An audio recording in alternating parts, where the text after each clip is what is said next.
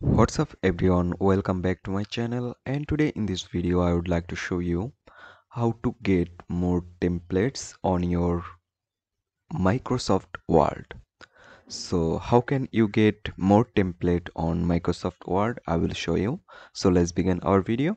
So first you need to open your Microsoft Word. Okay.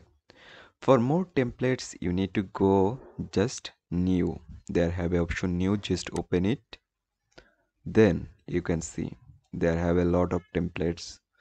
1 2 3 lot of templates. You need to choose yourself for which one you want. I just select this template, just click it. Then you need to tap create, click on create option. Now it's loading. You need to wait for a few moments. So it's downloading now. You need to download before. So for that, there you can see this template already I downloaded. I can open it very easily. There you can see it's already open, just a click. So now you can edit yourself from here.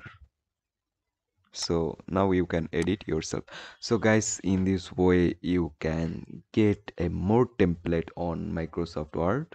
So I hope you can understand and this video can help you. Don't forget to like and subscribe my channel. Thank you everyone for watching this video.